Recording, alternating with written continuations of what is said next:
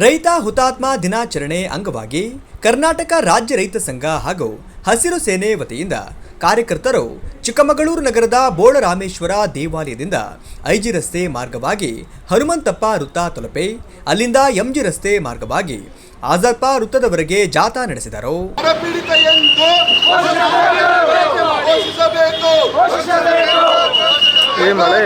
ರೈತ ಸಂಘ ಹಾಗೂ ಹಸಿರು ಸೇನೆಗೆ ವಾಹನ ಜಾಥಾ ಚಳವಳಿಗೆ ಆಜಾದ್ಪಾ ವೃತ್ತದಲ್ಲಿ ನಡೆದ ಸಭೆಯಲ್ಲಿ ಮಾತನಾಡಿದ ಕರ್ನಾಟಕ ರಾಜ್ಯ ರೈತ ಸಂಘ ಹಾಗೂ ಹಸಿರು ಸೇನೆ ಅಧ್ಯಕ್ಷೀಯ ಮಂಡಳಿ ಸದಸ್ಯರಾದ ರಾಮೇಗೌಡ ಅವರು ಚಿಕ್ಕಮಗಳೂರು ಜಿಲ್ಲೆಯ 5 ವಿಧಾನಸಭಾ ಕ್ಷೇತ್ರದ ಕಾಂಗ್ರೆಸ್ ಪಕ್ಷದ ಶಾಸಕರು ಕಾಂಗ್ರೆಸ್ ಸರ್ಕಾರವೇ ಆಡಳಿತದಲ್ಲಿದ್ದರೂ ಕೂಡ ಜಿಲ್ಲೆಯ ಜ್ವಲಂತ ಸಮಸ್ಯೆಗಳ ಬಗ್ಗೆ ಒಟ್ಟಾಗಿ ಸಮಸ್ಯೆ ಬಗೆಹರಿಸುವ ನಿಟ್ಟಿನಲ್ಲಿ ಯಾವುದೇ ಪ್ರಯತ್ನವನ್ನ ನಡೆಸುವ ಗೋಜಿಗೆ ಹೋಗುತ್ತಿಲ್ಲ. ಅವರಿಗೂ ಸಮಸ್ಯೆಗಳಿಗೂ ಸಂಬಂಧವೇ ಇಲ್ಲವೇನೋ ಎಂಬಂತೆ ನಡೆದುಕೊಳ್ಳುತ್ತಿರುವುದು ಮೇಲ್ನೋಟಕ್ಕೆ ಕಂಡುಬರುತ್ತಿದೆ. ನೀರಾವರಿ ಯೋಜನೆಗಳಂತೂ ಇಲ್ಲವೇ ಇಲ್ಲ. ಜಿಲ್ಲೆಯಲ್ಲಿ ಅಭಿವೃದ್ಧಿ ಶೂನ್ಯವಾಗಿದೆ. ರಾಜ್ಯ ಹಾಗೂ ಕೇಂದ್ರ ಸರ್ಕಾರಗಳು ಚಿಕ್ಕಮಗಳೂರು ಜಿಲ್ಲೆಯನ್ನ ಕಡೆಗಣಿಸಿದಂತಾಗಿದೆ. ಲೋಕಸಭಾ ಸದಸ್ಯರು ಹೆಚ್ಚಿನ ಗಮನ ಹರಿಸಬೇಕೆಂದು ಆಗ್ರಹಿಸಿದ್ದಾರೆ. ನಾನು ರೈತ ಹುತಾತ್ಮ ದಿನಾಚರಣೆ ದಿವಸ ಏನ್ ಹೇಳಕ್ ಇಷ್ಟಪಡ್ತೀನಿ ಅಂದ್ರೆ, ನಮ್ಮ ರೈತರು ಈಗ ಬಂದಿರೋ ಸಂಖ್ಯೆ ಕಮ್ಮಿ ಆಯ್ತು. ಇನ್ನೂ ಹೆಚ್ಚಿನ ಸಂಖ್ಯೆಯಲ್ಲಿ ನಾವು ರೈತರು ಬರಬೇಕು. ರೈತರ ಬಲವನ್ನು ತೋರಿಸಿದ್ರೆ ಮಾತ್ರ ಸರ್ಕಾರಗಳು ಮಣಿಯಕ್ಕೆ ಸಾಧ್ಯ. ಸರ್ಕಾರಗಳು ಈಗ ಮಂಡು ಬಿದ್ದಿದೆ. ಎಷ್ಟೇ ಜನ ಬಂದ್ರು ಅವರು ಮಂಡು ಬಿದ್ದು ಹೋಗ್ಬಿಟ್ಟಿದ್ದಾರೆ. ಏನು ರೈತರು ಅನ್ನೋದು ಒಂದು ಕೇವಲವಾಗಿ ಅವರು ನೋಡ್ತಾ ಇದ್ದಾರೆ. ಅದರಿಂದ ನಾವು ಹೆಚ್ಚು ಸಂಖ್ಯೆಯಲ್ಲಿ ರೈತರು ಬರಬೇಕು. ಇನ್ನು ಮುಂದೆ ಯಾವುದೇ ಚಳುವಳಿಗೆ ರೈತ ಸಂಘ ಕರೆದ್ರೆ ಪ್ರತಿಯೊಬ್ಬ ರೈತರು ನಮ್ಮ ಮನೆಯ ಕಷ್ಟ ಏನೇ ಇರಲಿ ಅದನ್ನು ಬಿಟ್ಟು ಬರಬೇಕು ಅಂತೇಳಿ ಈ ಸಂದರ್ಭದಲ್ಲಿ ನಾನು ಹೇಳ್ತೀನಿ. ರೈತ ಮುಖಂಡರಾದ ಸುನಿಲ್ ಕುಮಾರ್ ಅವರು ಮಾತನಾಡಿ, ಜಿಲ್ಲೆಯ ಎಲ್ಲಾ ತಾಲೂಕುಗಳು ಬರಗಾಲದ ಸಮಸ್ಯೆಯಲ್ಲಿ ಬಳಲುತ್ತಿದ್ದು ಜಿಲ್ಲೆಯನ್ನ ಬರಗಾಲ ಪೀಡಿತ ಜಿಲ್ಲೆಯೆಂದು ಘೋಷಿಸಲು ಮತ್ತು ರೈತರ ಸಂಪೂರ್ಣ ಸಾಲ ಮನ್ನಾ ಮಾಡಲು ಹಾಗೂ ಜಿಲ್ಲೆಯ ಜ್ವಲಂತ ಸಮಸ್ಯೆಗಳ ಬಗ್ಗೆ ಸರ್ಕಾರದ ಗಮನ ಸೆಳೆಯಲು ವಾಹನ ಜಾಥಾ ಚಳುವಳಿ ಆಯೋಜಿಸಲಾಗಿದೆ ಎಂದರು. 46ನೇ ರೈತ ಹುತಾತ್ಮ ದಿನಾಚರಣೆಯನ್ನ ಭೂಸ್ವಾಧೀನವನ್ನು ಏನು ಮಾಡ್ಕೊಳ್ತಾ ಇದ್ರು, ಇವತ್ತು ಬಲವಂತ ಭೂಸ್ವಾಧೀನದ ವಿರೋಧಿ ದಿನ ಅಂತ ಹೇಳ್ಬಿಟ್ಟು ಇವತ್ತು ಆಚರಣೆ ಮಾಡ್ತಾ ಇದೀವಿ. ಹಾಗೆ ಈ ಒಂದು ಆಚರಣೆಯಲ್ಲಿ ಅನೇಕ ಹಕ್ಕೊತ್ತಾಯಗಳನ್ನ ಮಾಡ್ತಾ ಇದ್ದೀವಿ. ಹಾಗೆ ನಮ್ಮ ಸಾಮೂಹಿಕ ನಾಯಕತ್ವದ ಕರ್ನಾಟಕ ರಾಜ್ಯ ರೈತ ಸಂಘ ಹಾಗೂ ಹಸಿರು ಸೇನೆಯ ಅಧ್ಯಕ್ಷರಾದಂತಹ ಪ್ರೊಫೆಸರ್ ನಂಜುಂಡಸ್ವಾಮಿ ಅವರ ಮಗಳು ಚುಕ್ಕಿ ನಂಜುಂಡಸ್ವಾಮಿ ಅವರು ಇವತ್ತು ರಾಜ್ಯದೆಲ್ಲೆಡೆ ಈ ಒಂದು ಪ್ರತಿಭಟನೆಯ ಮೂಲಕ ಸರ್ಕಾರದ ಏನು ಕೇಂದ್ರ ಸರ್ಕಾರ ಹಾಗೂ ರಾಜ್ಯ ಸರ್ಕಾರಗಳ ಒಂದು ಕಾರ್ಯವೈಖರಿಯನ್ನ ನಿಂದಿಸುತ್ತಾ ಪ್ರತಿಭಟಿಸುತ್ತಾ ಈ ಒಂದು ರೈತ ದಿನಾಚರಣೆಯಲ್ಲಿ ನಾವು ಆಚರಣೆ ಮಾಡಬೇಕು ಅಂತಕ್ಕಂತಹ ಒಂದು ಕರೆ ಕೊಟ್ಟಿದ್ದಾರೆ. ಭೂಸ್ವಾಧೀನ ವಿರೋಧಿ ದಿನ ಅಂತಕ್ಕಂತಹ ಒಂದು ಹಣೆಪಟ್ಟಿಯನ್ನ ಕಟ್ಟಿ ಈ ಒಂದು ಹೋರಾಟವನ್ನು ಮಾಡ್ತಾ ಇದ್ದೇವೆ. ಹಾಗೇನೆ ಈ ಒಂದು ಹೋರಾಟದ ಪ್ರಮುಖ 2 ಅಂಶಗಳೇನಂತಂದ್ರೆ, ಇವತ್ತು ಬರಗಾಲ ತಾಂಡವಾಡ್ತಾ ಇದೆ. ಹಾಗಾಗಿ ನಮ್ಮ ಚಿಕ್ಕಮಗಳೂರು ಜಿಲ್ಲೆಯನ್ನ ಮತ್ತು ರಾಜ್ಯದ ಅನೇಕ ಜಿಲ್ಲೆಗಳನ್ನ ಬರಗಾಲ ಪೀಡಿತ ಅಂತ ಘೋಷಣೆ ಮಾಡಬೇಕು ಅಂತಕ್ಕಂಥದ್ದು ಮೊದಲನೇದು. ಎರಡನೇದಾಗಿ ರೈತರು ಬರಗಾಲದಿಂದ ತತ್ತರಿಸಿ ಹೋಗಿದ್ದಾರೆ.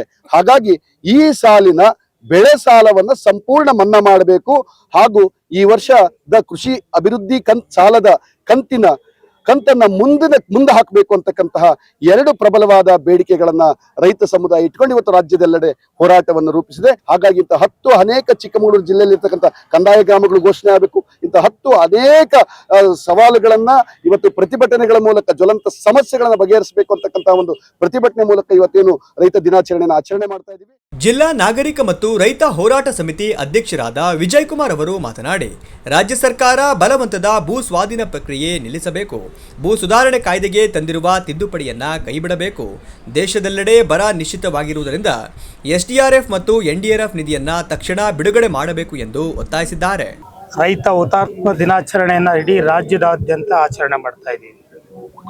ಇದರ ಉದ್ದೇಶ ಏನಪ್ಪಾ ಅಂದ್ರೆ, ತನ್ನ ಮನೆ, ತನ್ನ ಕುಟುಂಬ, ತನ್ನ ಜತೆಗಾರರು, ಸಂಬಂಧಿಕರು ಎಲ್ಲರನ್ನು ಮರೆತು ಈ ಭೂಮಿ ಮೇಲೆ ಬದುಕಿರ್ತಕ್ಕಂಥ ರೈತನ ಜೀವನವನ್ನು ಹಸನುಗೊಳಿಸ್ಲಿಕ್ಕಾಗಿ ಯಾರೆಲ್ಲ ಜೀವ ತೆತ್ತರೋ ಅವರ ಜ್ಞಾಪಕಾರ್ಥಕವಾಗಿ ಇವತ್ತು ನಾವು ರೈತ ಹುತಾತ್ಮ ದಿನಾಚರಣೆ ಮಾಡ್ತಾ ಇದ್ದೀವಿ. ಇವತ್ತು ಕೇವಲ ಮಾತಾಡೋದು ಮಾತ್ರ ಅಲ್ಲ, ಸರ್ಕಾರ ಅವ್ರ ಕುಟುಂಬಗಳನ್ನು ಸರಿಯಾಗಿ ನಡೆಸ್ಕೋಬೇಕು ಅಂತಲೂ ನಾನು ಒತ್ತಾಯವನ್ನು ಮಾಡ್ತಾ ಇದ್ದೀನಿ. ಇವತ್ತು ಯಾರೆಲ್ಲ ಚುನಾಯಿತ ಪ್ರತಿನಿಧಿಗಳಿದ್ದಾರೆ ಅವರು ನಿಜವಾದ ರೈತರ ಸಮಸ್ಯೆಗಳನ್ನು ಕೂತು ಆಲಿಸಿ ತಮ್ಮ ಪಾರ್ಲಿಮೆಂಟಲ್ಲೋ ಅಸೆಂಬ್ಲಿಯಲ್ಲೋ ವಿಧಾನ ಪರಿಷತ್ತಲ್ಲೋ ಮಾತಾಡೋದ್ರಲ್ಲಿ ಎಡವ್ತಾ ಇದ್ದಾರೆ. ಇದರಿಂದ ನಮ್ಮ ರೈತರ ಭವಿಷ್ಯಗಳು ಮತ್ತೆ ಡೋಲಾಯಮಾನವಾಗ್ತಾ ಇದೆ. ಈ ಬಗ್ಗೆ ನಾವೆಲ್ಲ ರೈತರುಗಳು ಎಚ್ಚೆತ್ಕೋಬೇಕಾಗಿದೆ. ಇವತ್ತು ಬಹಳಷ್ಟು ಜನ ರೈತರು ಸಾಲ ಮಾಡಿಕೊಂಡು ಸಾಯ್ತಕ್ಕಂಥ ಪರಿಸ್ಥಿತಿ ಇದೆ. ಆ ಸಾಲ ಮನ್ನಾವನ್ನು ಮಾಡ್ತೀವಿ ಅಂತ ಹೇಳ್ಕೊಂಡು ಸುಮಾರು 8 ತಿಂಗಳಾಯ್ತು ಇವತ್ತಿನ ತನಕ ಪೋಡ್ ಮಾಡ್ತಕ್ಕಂಥ ಕೆಲಸ ಆಗ್ತಾ ಇಲ್ಲ. ಇದರ ಜೊತೆಗೆ ಜಂಟಿ ಸರ್ವೆ ಅಂತಕ್ಕಂಥ ಕೇವಲ ಮಾತನಾಡ್ತಾ ಇದ್ದಾರೆ ಬಿಟ್ರೆ ಇವತ್ತು ಜಂಟಿ ಸರ್ವೆನೂ ಆಗ್ತಾ ಇಲ್ಲ. ಒಬ್ರು ಇಬ್ರು ಸರ್ವೇರು ಮತ್ತು ಫಾರೆಸ್ಟ್ ಇಟ್ಕೊಂಡು ಓಡಾಡ್ತಾ ಇದ್ದಾರೆ. ಇವತ್ತಿನ ದಿನದಲ್ಲಿ ಇವತ್ತಾದ್ರೂ ಈ ಹುತಾತ್ಮ ದಿನಾಚರಣೆ ಮುಖಾಂತರ ಅವ್ರಿಗೆ ಒತ್ತಾಯ ಮಾಡ್ತಾ ಇದೀವಲ್ಲ, ಇವತ್ತಾದ್ರೂ ಅದನ್ನು ಅರ್ಥೈಸ್ಕೊಂಡು ಮುಂದಿನ ಅಸೆಂಬ್ಲಿಯಲ್ಲಿ ಮಾತನಾಡ್ತಾರೆ ಅಂತ ನಾನಾದ್ರೂ ಭಾವಿಸಿದ್ದೀನಿ. ಎಲ್ರಿಗೂ ನಮಸ್ಕಾರ. ನಾನು MT ಜಗದೀಶ್ ಮರೇಬೈಲ್ ಅಂತ, ಕನ್ನಡ ಸೇನೆ ಜಿಲ್ಲಾ ಉಪಾಧ್ಯಕ್ಷ, ಆಟ ಘಟಕದ ಮಾಜಿ ಅಧ್ಯಕ್ಷ. ಆದರೂ ಕೂಡ ನಾವು ರೈತರುಗಳಿಗೆ ನಾವು ಇವತ್ತು ಅನೇಕ ಸಂಘಟನೆಗಳು ಸಹಕಾರ ಕೊಟ್ಟಿದ್ವಿ. ಇವತ್ತು ನಮ್ಮ ಸನ್ನಿಲ್ ಅಣ್ಣರ ನೇತೃತ್ವದಲ್ಲಿ ನಾವು ಅವರು ಬರ್ಬೇಕಂತ ಹೋದ ಕಾಲ ಬಿಡದಿಗೂ ಹೋಗ್ಬಿಟ್ಟು ಹೋರಾಟ ಮಾಡಿ ಬಂದಿದ್ದೀವಿ. ಇಲ್ಲೂ ಕೂಡ ನಾವು ಸ್ವಲ್ಪ ಸಣ್ಣ ಪುಟ್ಟು ಜಮೀನು ಇಟ್ಕೊಂಡಿದ್ದೀವಿ. ಇವತ್ತು ಏನ್ ಮಾಡ್ತಾರೆ ರಾಜಕಾರಣಿಗಳು, ಏನ್ ಹೇಳ್ತಾರೆ ಅಂದ್ರೆ ಮಕ್ಕಳಿಗೋಸ್ಕರ ಆಸ್ತಿ ಮಾಡಿ ಮಕ್ಕಳನ್ನೇ ಆಸ್ತಿ ಅಂತ ತಿಳ್ಕೊಳ್ಳಿ ಅಂತ ಹೇಳ್ತಾರೆ. ಯಾಕೆ ಬಡವರ ಆಸ್ತಿ ಎಲ್ಲ ಅವ್ರು ಕೊಳ್ಳೆ ಹೊಡ್ಗೆ ಇಟ್ಕೋಬೇಕಾ? ಈ ಸರಿ ಒಂದ್ಸರಿ 1 ಕೋಟಿ ಇದ್ದಾನು, ನೆಕ್ಸ್ಟ್ ಎಲೆಕ್ಷನ್ ಬಂದು 100 ಕೋಟಿ ಆಗ್ತಾ ಇದ್ದಾನೆ. ಹೌದಾ? ಬಡವರಿಗೆ ಏನ್ ಮಾಡ್ತಾ ಇದ್ದಾರೆ? ಒಂದು ಆಶ್ರಯ ಮನೆಯನ್ನು ಕೂಡ ಕೊಡ್ತಾ ಇಲ್ಲ. ರೈತರುಗಳು ಇವತ್ತು ಹೋರಾಟ ಮಾಡ್ಕೊಂಡು ತಿನ್ನಕ್ ಅನ್ನ ಇಲ್ದಲೆ ಗೋಳಾಡ್ಕೊಂಡು ಎಷ್ಟು ಅವ್ರ ಪಾಡಿ ಹೇಳ್ಬಾರ್ದು, ಹಾಕಕ್ ಬಟ್ಟೆ ಇಲ್ಲ, ತಲೆಗೆ ಹಾಕಕ್ ಎಣ್ಣೆ ಇಲ್ಲ, ಅಷ್ಟು ಕಷ್ಟಪಡ್ತಾರೆ. ಇವರು ರೈತರುಗಳ ಹೆಸರು ಹೇಳ್ಕೊಂಡು ಕೊಳ್ಳೆ ಹೊಡೆಯಂತ ರಾಜಕಾರಣಿಗಳು ಜಾಸ್ತಿ ಆಗಿದ್ದಾರೆ. ಇವತ್ತು ಕೂಡ ಪ್ರತಿಯೊಂದು ಕನ್ನಡ ಕಟ್ಟಬೇಕು ಅಂದ್ರೆ ಕೆಲವೇ ಜನ ಕನ್ನಡಕ್ಕೋಸ್ಕರ ಹೋರಾಟ ಮಾಡಬೇಕು. ರೈತಕ್ಕೆ ಓಡಾಡ್ಬೇಕು ಅಂದ್ರೆ ಇವತ್ತೇನು ರೈತರುಗಳು ಇಷ್ಟೇ ಜನ ಇರೋದಾ? ಪ್ರತಿಯೊಂದಕ್ಕೂ ಕೂಡ ಜನಗಳು ಹೋರಾಡಬೇಕು. ಈ ಸಂದರ್ಭದಲ್ಲಿ ಬಿಎಸ್ಪಿ ಮುಖಂಡರಾದ KT ರಾಧಾಕೃಷ್ಣ, ಭೀಮ್ ಆರ್ಮಿ ಜಿಲ್ಲಾಧ್ಯಕ್ಷರಾದ ಹೊನ್ನೇಶ್, ಕನ್ನಡ ಸೇನೆ ಜಿಲ್ಲಾ ಉಪಾಧ್ಯಕ್ಷರಾದ ಜಗದೀಶ್ ಮರೇಬೈಲು, ವಕ್ತಾರರಾದ ಕಳವಾಸಿ ರವಿ, ನಗರ ಆಟೋ ಘಟಕದ ಅಧ್ಯಕ್ಷರಾದ ಜಯಪ್ರಕಾಶ್, ದೌರ್ಜನ್ಯ ನಿಯಂತ್ರಣ ಸಮಿತಿ ಸದಸ್ಯರಾದ ಹುಣಸೆ ಮಕ್ಕಿ ಲಕ್ಷ್ಮಣ್ ಮುಂತಾದವರು ಉಪಸ್ಥಿತರಿದ್ದರು.